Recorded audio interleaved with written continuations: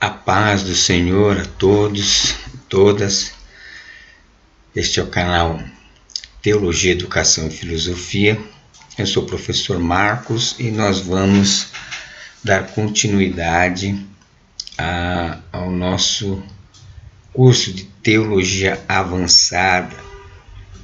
Semana passada nós tratamos dos atributos incomunicáveis de Deus. E nessa oportunidade nós vamos trabalhar os atributos comunicáveis de Deus, que é a lição 7 e lição 8 do nosso guia de estudos. Para quem está nos assistindo, nós usamos este guia de estudos, que é da editora Sampalavra, reconhecido pela AETAL. A AETAL é a Associação de Escolas Teológicas da América Latina. E nós vamos aí dar continuidade. E hoje, a lição 7 e 8, tratando dos atributos comunicáveis de Deus. Vamos lá. Bom, consideraremos os atributos de Deus que são comunicáveis, ou mais partilhados conosco que os incomunicáveis. Quando a gente fala nesses atributos comunicáveis que são partilhados conosco, eles são partilhados, mas contudo, em alguns aspectos, não é na sua plenitude. Por quê? Porque Deus é um ser pleno, Deus é um ser completo, Deus é um ser perfeito.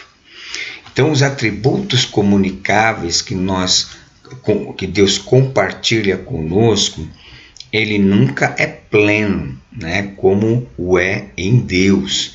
Isso é interessante a gente observar, para que a gente não pense que nós somos semideus, pequenos deuses, não é assim, E a categoria pela qual o nosso autor colocou aí vai ser de Weingruden, que tem aí uma categorização interessante. Então, nesta lição nós vamos dividir os atributos comunicáveis de Deus em 5 categorias principais, com os atributos individuais listados, cada um na sua categoria a saber. Então, primeiro, atributos que descrevem o ser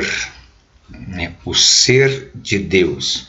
Nós temos aí a espiritualidade e a invisibilidade, Esses são 2 atributos que caracterizam o ser de Deus. Nós veremos também os atributos mentais, como o conhecimento, que é a onisciência, a sabedoria, a veracidade, incluindo a fidelidade, a veracidade, a verdade, Deus como verdade, incluindo a sua fidelidade. Também os atributos morais, que é a bondade, que inclui a misericórdia e a graça, o amor, a santidade, a retidão ou justiça, o zelo e a ira.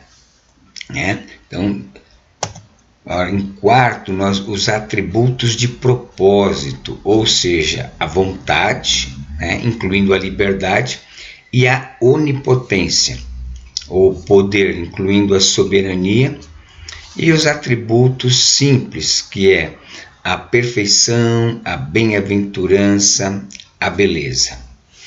Como os atributos comunicáveis de Deus devem ser imitados em nossa vida, Efésios 5:1 nos diz que para que sejamos imitadores de Deus como filhos amados, O apóstolo São Paulo, orientando a igreja em Éfeso, ele diz para que eles sejam imitadores de Deus como filhos amados.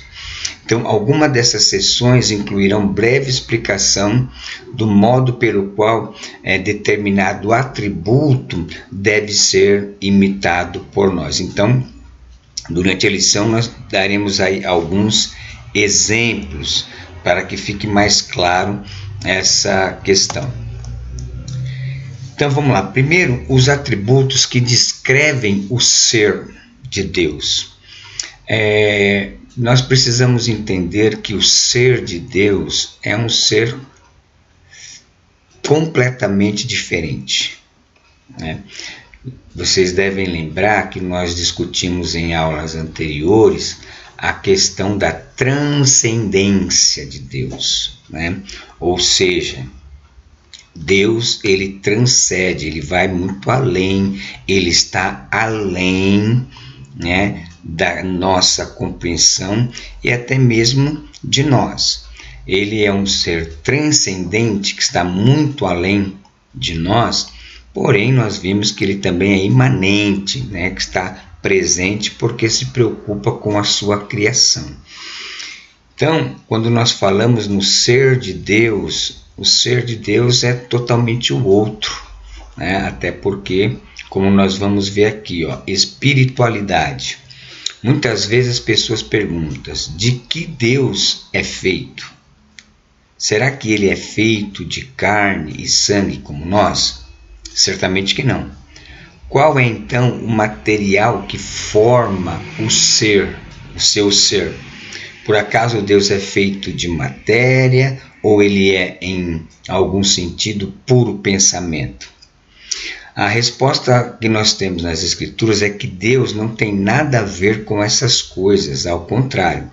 Lemos nela que Deus é Espírito, né? Quando Jesus está ali conversando com a mulher samaritana, descrito ali no Evangelho segundo escreveu São João, capítulo 4, verso 21, né? Jesus faz essa afirmação: Deus é Espírito, ou seja, não se tem uma forma material para o ser de Deus, né? Então, vamos entender melhor isso. Então, o diálogo que eles travam é a respeito do lugar onde as pessoas devem adorar a Deus. E Jesus diz a ela que a verdadeira adoração não exige que esteja presente nem em Jerusalém, nem em Samaria. Se nós lermos o texto, a mulher samaritana vai perguntar a Jesus: Senhor, onde nós devemos adorar? Nós dizemos que aqui, né, no Monte Gerizim, e vocês dizem que é em Jerusalém. Aí Jesus diz, né, a grande frase é que, né, os verdadeiros adoradores adorarão a Deus em espírito e em verdade, porque Deus é espírito. Então, pois, ele aponta que a verdadeira adoração diz respeito não ao lugar físico, mas à condição espiritual interior do adorador. Isto porque Deus é Espírito, o que certamente significa que ele não está limitado a um local relacionado ao espaço. Então, não devemos, portanto, pensar em Deus como possuindo tamanho ou dimensões, mesmo que infinitas, né? O segundo mandamento, em Êxodo capítulo 20, né, que tem lá os 10 mandamentos, no verso 4, proíbe-nos de adorar ou cultuar qualquer ídolo, qualquer imagem de qualquer coisa no céu ou na terra. Esse é um lembrete no sentido de que o ser de Deus é diferente de qualquer outra coisa que ele tenha criado, né? Ou seja, nós, como meros mortais, nós não temos nem como imaginar o ser de Deus, né? Nós sentimos a presença de Deus, mas imaginar de forma visual tamanho ou a dimensão fica muito difícil. Por quê? Veja aí, assim, Deus não possui corpo físico, nem é feito de qualquer espécie de matéria que tenha semelhança com o restante da criação. Percebe a dificuldade que nós temos de ter uma imagem na nossa mente de Deus? E o porquê que nós, ao invés de ter uma imagem, nós podemos sentir a sua presença, né? Espiritualmente, quando a gente está orando, quando a gente está glorificando, ou quando a gente está ouvindo a palavra de Deus, a presença de Deus, né? Ela enche o nosso ser. São coisas que são mistérios para nós, porque não temos aí uma coisa para estar vendo, né? E o ser humano, ele sempre foi voltado a adorar coisas que ele vê, por isso que sempre está criando, fazendo uma imagem, fazendo isso, adorando o sol, adorando a lua. Durante a história da humanidade sempre procurou ter alguma coisa para ver, para poder adorar. E é interessante que esse foi um dos grandes problemas quando o cristianismo nascente no primeiro século tinha, porque eles falavam: que Deus é esse que vocês adoram, que não tem forma, que não tem como visualizar? Então Deus, ele está completamente diferente, completamente diferente de tudo que existe na criação. Além do mais, Deus não é como alguns creem, meramente energia ou pensamento ou outro elemento da criação. Deus está muito além da criação. Então, nós não podemos dizer que Deus é do tamanho tal, é da dimensão tal, porque isso seria algo que não seria correto. Então, nós sentimos a Deus, nós sentimos a presença de Deus, o Espírito Santo testifica com o nosso espírito algo convincente da presença, da existência de Deus, mas nós não temos qualquer parâmetro ou exemplo de substância ou de matéria que podemos dizer que seja igual a Deus. Aí você pode perguntar: mas não diz a Bíblia que nós somos a imagem e semelhança de Deus? Sim, a Bíblia diz que nós somos a imagem e semelhança, mas não em aspectos físicos, aspecto de aparência, mas sim na questão dos atributos, Deus nos deu um atributo de livre escolha, de poder de decisão, Deus compartilha conosco alguns dos seus atributos comunicáveis, como amor, misericórdia, bondade. Então, nesse aspecto, nós somos parecidos e a imagem de Deus. Não a imagem física, não a imagem que o olho possa ver ou discernir. Então é importante a gente ter essa visão e entender esse atributo de Deus. Então, em vez de todas essas ideias sobre Deus, podemos afirmar que Deus é Espírito, seja o que for que isso possa significar. É uma espécie de existência que é diferente de qualquer coisa na criação.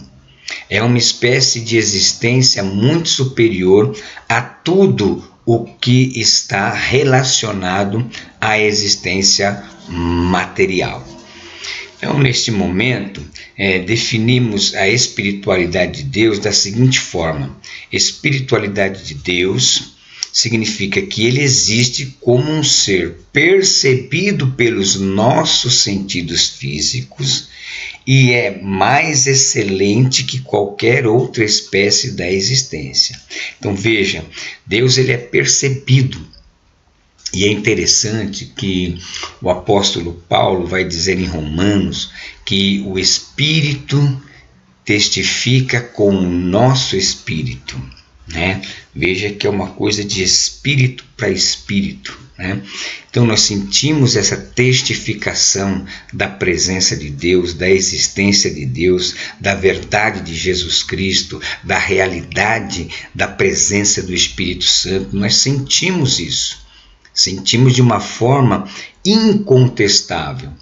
Além de tudo, nós também conseguimos perceber a existência e a presença de Deus em situações particulares que nós vivemos, em situações, vamos dizer assim, empíricas, né? Naquela experiência pessoal sua com Deus. Então nós percebemos a existência de Deus a partir destas formas, destas maneiras, não como uma maneira onde podemos ver ou ter algum exemplo do que seja, né, Deus na sua imagem, no seu aspecto, tá? Então pode-se dizer que a espiritualidade de Deus seja mais bem classificada como atributo incomunicável, visto que o ser divino é tão diferente de nós. Portanto, veja, existe de alguma forma uma comunicação de Deus para nós da natureza espiritual, que é algo que pertence à nossa natureza, embora certamente não em todos os aspectos, visto que não somos semideus, né? Disse logo no início. No entanto, por essa razão, parece também apropriado pensar na espiritualidade de Deus como um atributo comunicável. Nesse ponto, eu gosto muito de umas definições feitas pelo escritor Watchman Nee, né? Esse já falecido. Ele tem um livro chamado O Homem Espiritual, e é interessante que ele faz umas definições da tricotomia humana. Ele diz assim que o espírito do homem é a parte que tem a consciência de Deus, né? A alma, ela é a consciência da nossa existência. E o corpo físico é onde nós temos os sentidos que passam as informações para a alma. Então, o espírito humano é onde está a consciência e a necessidade de comunhão com Deus. A alma, né, é a percepção da minha existência terrena, material, que recebe do corpo, dos 5 sentidos, as informações. Então, veja que essa questão da realidade espiritual na vida do homem, Deus soprou sobre o homem o espírito, né? E quando o espírito se une àquele boneco de barro que Deus havia feito, o homem se torna alma vivente. Por isso que nós cremos que o homem é uma tricotomia, corpo, alma e espírito.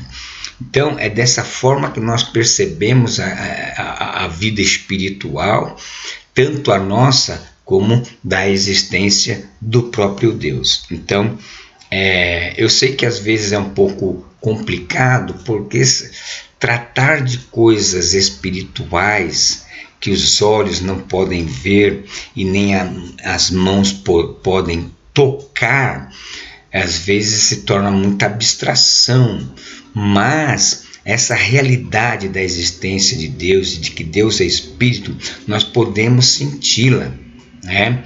Tem um texto aqui interessante, né, do apóstolo Paulo escrevendo aos Coríntios. Veja como esse texto é interessante. Olha, mas como está escrito, 1 Coríntios capítulo 2, tá? E o verso de número 9. Vou pegar do verso número 9, tá? Para a gente pegar um contexto maior. Mas como está escrito, as coisas que o olho não viu e o ouvido não ouviu e não subiram ao coração do homem, são as que Deus preparou para os que o amam, tá? Mas Deus nos revelou pelo seu Espírito, porque o Espírito penetra todas as coisas, ainda as profundezas de Deus.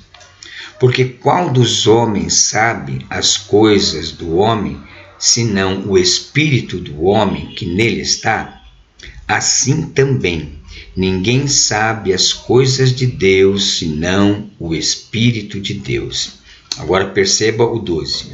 Mas nós Não recebemos o Espírito do mundo, mas o Espírito que provém de Deus, para que pudéssemos conhecer o que nos é dado gratuitamente por Deus, né? Que é a salvação, as quais também não falamos com palavras de sabedoria humana, mas com as que o Espírito Santo ensina, comparando as coisas espirituais com as espirituais. Ora, o homem natural não compreende as coisas do Espírito de Deus, porque lhe parecem loucura, e não pode entendê-las, porque elas se discernem espiritualmente.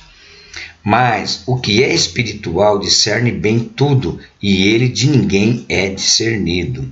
Porque quem conheceu a mente do Senhor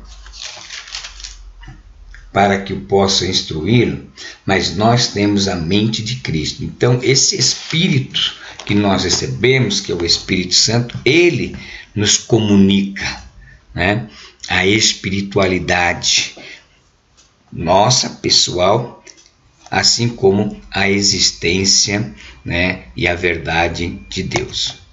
Vamos para o próximo. Invisibilidade. Então vamos entender um pouquinho aí.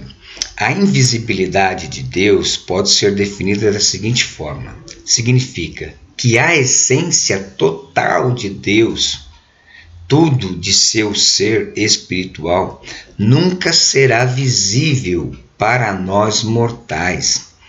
Porém, Deus ainda se mostra a nós por meio das coisas visíveis criadas.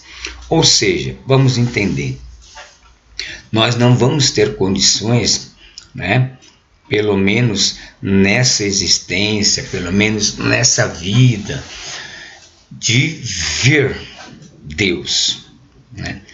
Pode até acontecer uma teofania, né? O que é uma teofania? Teofania é uma manifestação divina, de um ser divino que aparece em alguma forma humana ou outra qualquer que seja identificável a nós. Mas nós, de forma nenhuma, conseguimos, né, e cremos que somente quando tivermos na eternidade, né, teremos condições de ver essa invisibilidade de Deus, porque agora, na forma como nós vivemos, como nós estimos, nós não temos essa condição, mesmo Deus se mostrando em coisas visíveis. Então muitas passagens falam do fato de que Deus não pode ser visto. Vamos ver aqui, ó, Evangelho de João, Evangelho escrito por João, capítulo de número 1. Eu estou usando, lembrando que eu estou usando uma Bíblia corrigida. Olha só, capítulo 1, versículo de número 18, que diz assim: Deus nunca foi visto por alguém, né? Por um ser humano, tá? O Filho unigênito que está no seio do Pai, esse o fez conhecer. Ou seja, Jesus, né, na sua glória, mesmo na sua glória que foi dada a ele antes da criação, né, ele teve o conhecimento do Pai e hoje, ressurreto ao lado do Pai, também tem. Mas olha só, né, nunca Deus foi visto por alguém, ou seja, este alguém é um ser humano, né? Capítulo 6 também do Evangelho de João, verso 46, o texto sagrado vai nos apresentar o seguinte: não que alguém visse ao Pai, a não ser aquele que é de Deus, este tem visto ao Pai, ou seja, que é o próprio Jesus. Então, por esses versos e outros, nós entendemos que não conseguiremos ver essa invisibilidade de Deus, ou seja, não conseguiríamos ver Deus, né, em todo o seu ser espiritual. O Antigo Testamento também registra algumas teofanias, ou seja, Deus assumiu várias formas visíveis para mostrar-se ao povo, né, como aconteceu a Abraão, em capítulo 18, verso 1 a 33, de Gênesis, como a Jacó, né, capítulo 32, verso 28 e 30, e a Israel, capítulo 13, verso 21 e 22. Abraão apareceu em forma de um ser humano, né, uma teofania, Deus como um anjo. Né? Então, várias vezes Deus se manifesta no Antigo Testamento dessa forma. Né?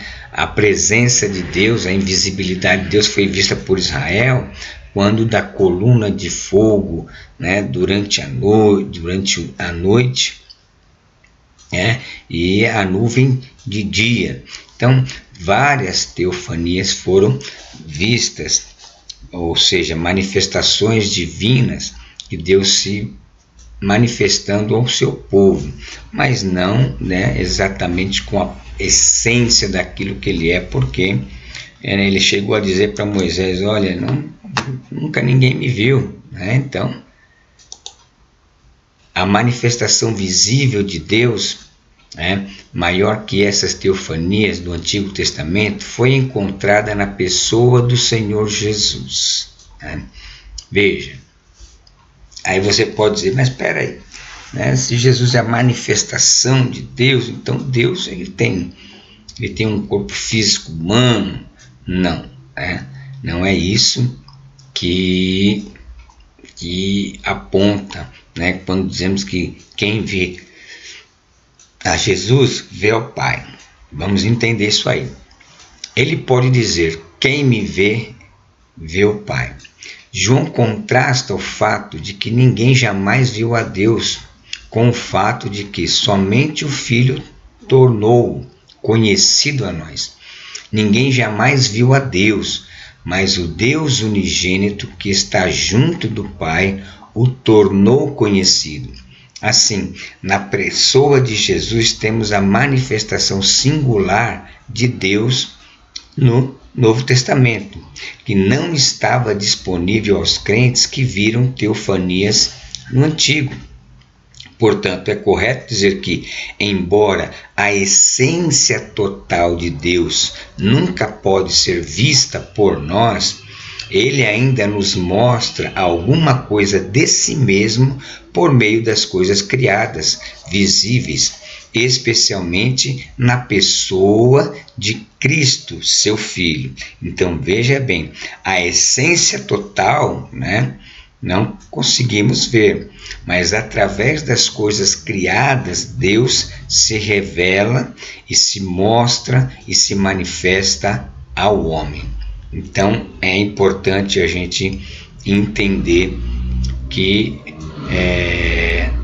na atual composição que vivemos desse mundo material, nós só conseguiremos ver de Deus aquilo que ele se auto-manifestar através da criação, né, e da forma como ele deseja se apresentar, como um anjo e por aí vai. Mas na sua essência, nós cremos que só veremos essa essência total de Deus quando estivermos realmente na sua presença, né, na glória. Bom, vamos ver aqui os atributos mentais, né? Que o primeiro deles é o conhecimento, que, né, também é a onisciência. Contudo, né, quando falamos em onisciência, nós, como um atributo, né, o conhecimento como atributo mental de Deus, nós podemos ter conhecimento, mas não, lembre-se, não o conhecimento perfeito como Deus o tem. Tanto como nós aprendemos em aulas passadas, Deus não tem futuro nem passado, sempre presente. Então nós temos um conhecimento, vamos dizer assim, tanto limitado, né? Então veja só, podemos definir o conhecimento de Deus da seguinte forma: Deus conhece plenamente a si mesmo e a todas as coisas reais e possíveis em um ato simples e eterno. Eliú, né, um dos amigos de Jó, diz que Deus é quem tem perfeito conhecimento. João diz que Deus sabe todas as coisas. A qualidade de Deus conhecer todas as coisas é chamada onisciência. E porque Deus conhece tudo, disse que ele é onisciente. Essa definição explica a onisciência mais detalhadamente. Primeiro, que Deus conhece plenamente a si mesmo. Esse é um fato espantoso, já que o próprio ser de Deus é infinito, né?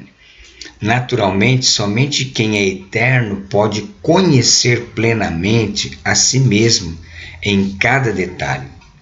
Essa questão é sugerida por Paulo quando diz, né? Eu já li, mas vamos reler de novo aqui. O Espírito sonda todas as coisas, até mesmo as coisas mais profundas de Deus. Pois quem conhece os pensamentos do homem, a não ser o Espírito do homem que nele está? Da mesma forma, ninguém conhece os pensamentos de Deus, a não ser o Espírito de Deus. Então, a definição também diz que Deus conhece todas as coisas reais e possíveis. Isso alcança todas as coisas que existem, todas as coisas que acontecem e todas as coisas podem acontecer. Ou seja, o conhecimento de Deus não é um conhecimento limitado, como o nosso.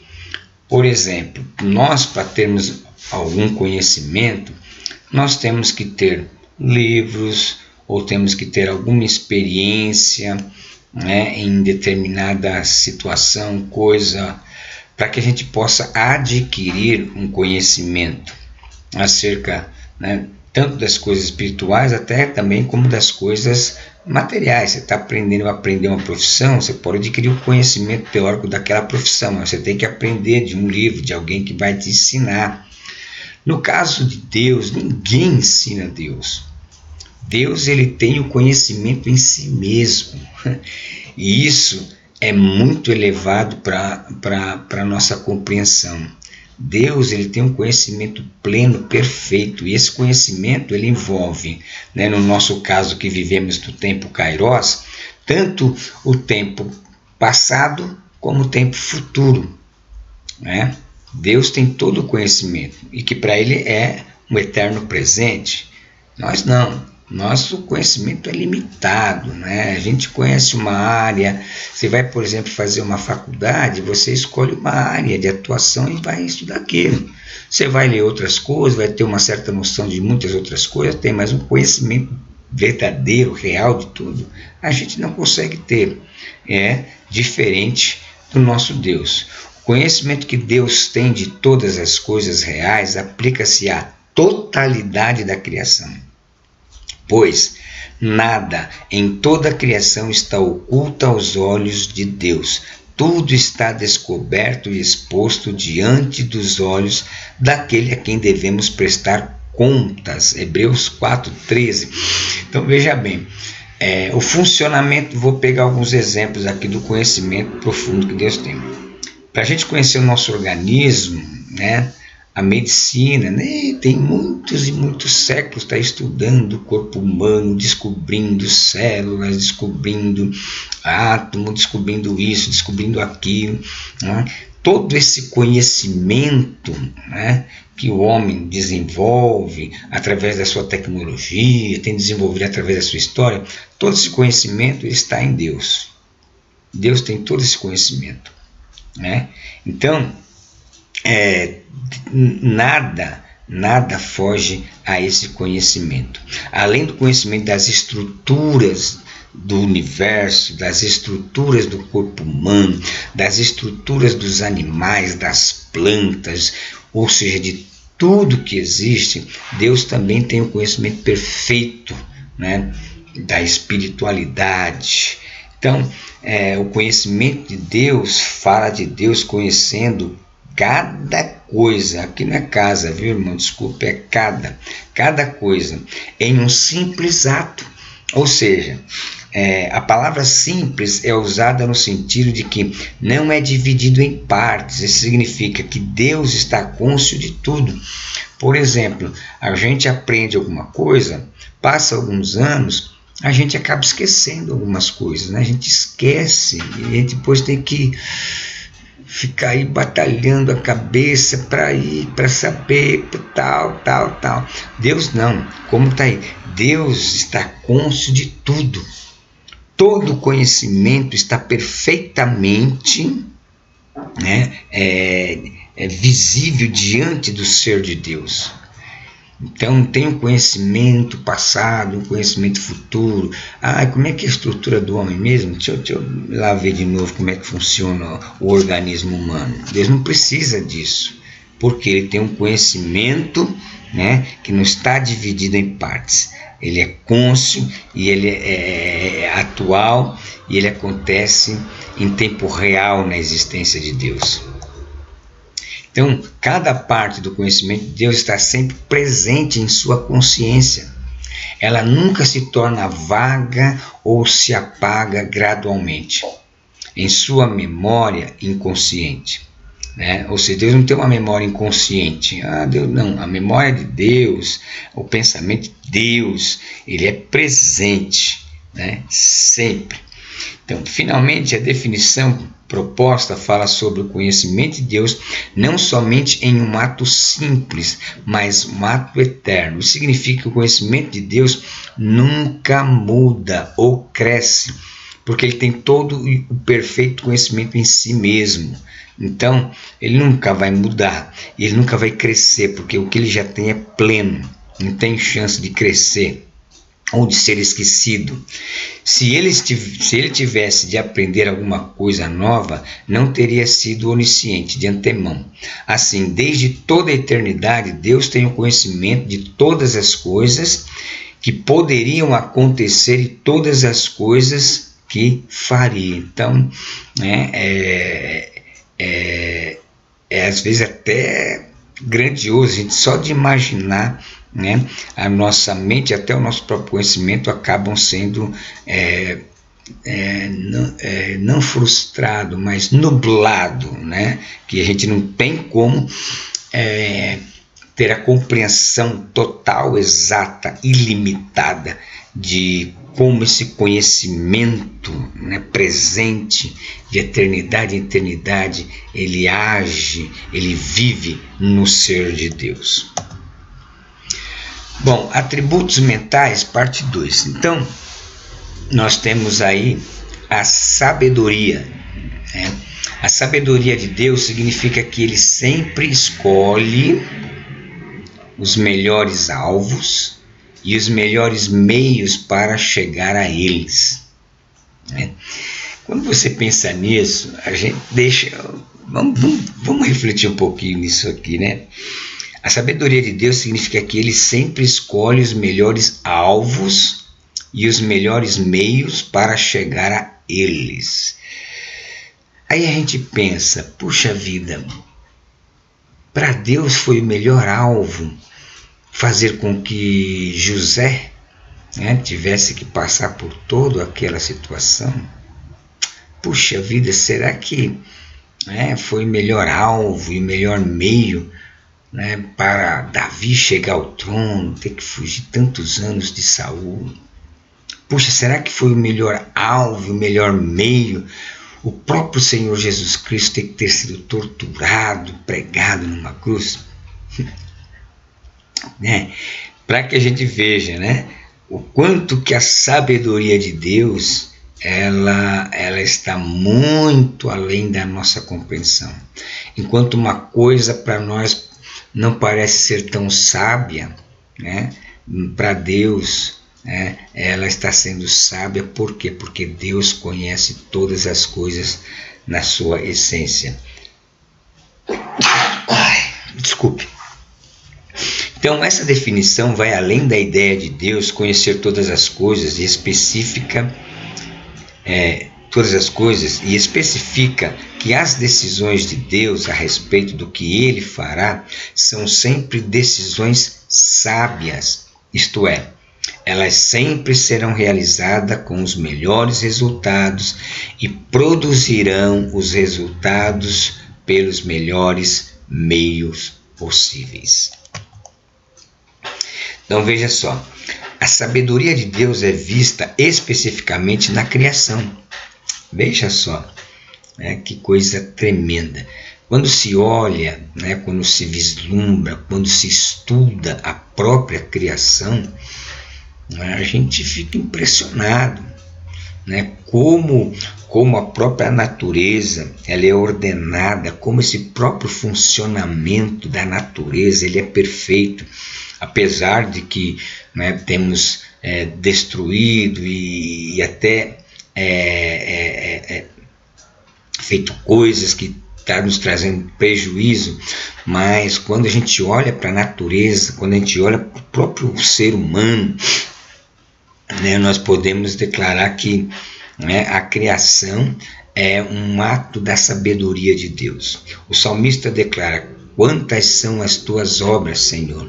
Fizeste todas elas com sabedoria. A terra está cheia de seres que criaste. Irmão, você parou para pensar? Às vezes você fala uma formiguinha.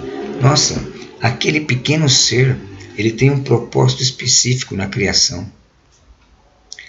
Outro inseto, ele tem um propósito específico que sem ele determinada coisa não funcionaria corretamente.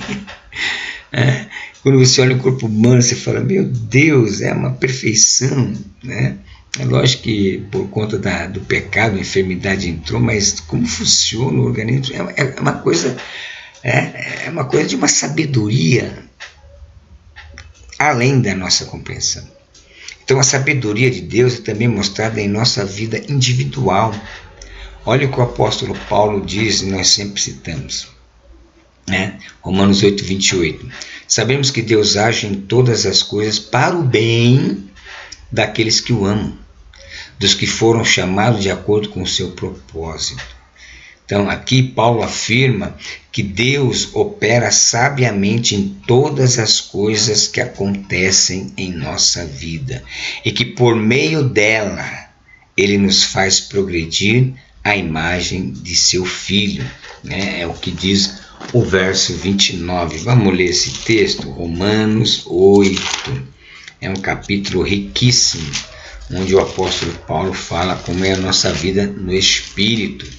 Além de não termos nenhuma condenação, ele descreve nesse capítulo como é a vida no Espírito Santo. Olha só, eu vou ler o 28 e 29 para a gente pegar todo o contexto. E sabemos que todas as coisas contribuem juntamente para o bem daqueles que amam a Deus, daqueles que foram chamados por seu decreto. Porque os que dantes conheceu também os predestinou para serem conforme a imagem de seu Filho, a fim de que ele seja o primogênito entre muitos irmãos. Então, a sabedoria de Deus, claro, é parcialmente comunicável a nós, Lógico, porque nós não teríamos condições. Lembra que nós falamos que Deus é um ser completamente diferente, Está muito além, muito acima de nós. Então seria impossível nós termos a sabedoria plena como Deus a tem. Deus nos dá a sabedoria dentro do escopo da nossa vida humana, Por isso que o autor aí coloca como parcial. Podemos confiantemente pedir sabedoria a Ele quando necessitamos, porque Ele promete em sua palavra. Veja lá Tiago 1,5. Se algum de vós tem falta de sabedoria, peça a Deus, que a todos dá livremente, de boa vontade, e lhe será concedida. Essa sabedoria ou habilidade para viver de modo agradável a Deus vem primeiramente pela leitura e obediência à sua palavra. Como diz o Salmo: a lei do Senhor é perfeita, revigora a alma. Os testemunhos do Senhor é o princípio da sabedoria. Então, vimos aí que a sabedoria é um atributo comunicável, porque Deus, em determinado ponto, em determinada medida, Ele nos concede sabedoria, né, para vivermos neste mundo, né, e não somente para a nossa vivência, mas também para a nossa comunhão com Ele, obedecendo seus mandamentos e seguindo aquilo que Ele nos revela. Então, a veracidade, ou seja, Deus é verdadeiro. Então, veja aí, a veracidade de Deus significa que Ele é o Deus verdadeiro e que todo o seu conhecimento e palavras são verdadeiros, e também o padrão final de verdade.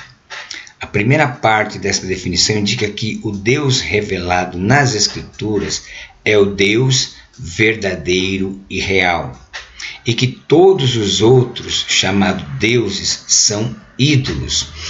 Essa é uma das questões pelas quais muitas pessoas não aceitam e não, vou dizer de uma forma assim bem rústica, engolem, né, os cristãos, porque nós cristãos dizemos que o nosso Deus é o único e verdadeiro Deus. E isso não vem, né? Nós herdamos isso, né, do judaísmo, porque o judeu também ele é monoteísta, né? Adora somente um Deus, não existe deuses, existe um Deus criador dos céus e da terra, e esse é o nosso Deus. Então muita gente nos critica por não aceitarmos outros deuses, e até interessante que no primeiro século da era cristã, os primeiros cristãos eles eram torturados e mortos justamente por este fato, né, de que eles não aceitavam outro Deus, apenas um Deus, Jesus. E depois eles não entendiam muito bem, né? Falavam, mas peraí, é um Deus, como é que vocês falam que tem Espírito Santo, tem um Deus no céu, tem um Jesus? Né? Que aí vai entrar na questão da Trindade, que nós vamos estudar mais à frente. Mas a crença que o nosso Deus é o Deus verdadeiro, isso é ponto passivo no cristianismo. Eu sei que no judaísmo também, né, e no islamismo, mas o nosso Deus é o Deus da Bíblia. Olha só, mas o Senhor é o Deus verdadeiro, Ele é o Deus vivo, o Rei eterno. Estes deuses que não fizeram nem os céus nem a terra, desaparecerão da terra e debaixo dos céus. Jeremias 10, verso 10 e verso 11. Jesus disse a seu Pai, esta é a vida eterna, que te conheçam o único Deus verdadeiro e a Jesus Cristo a quem enviaste. A oração de Jesus em João 17, 17:3.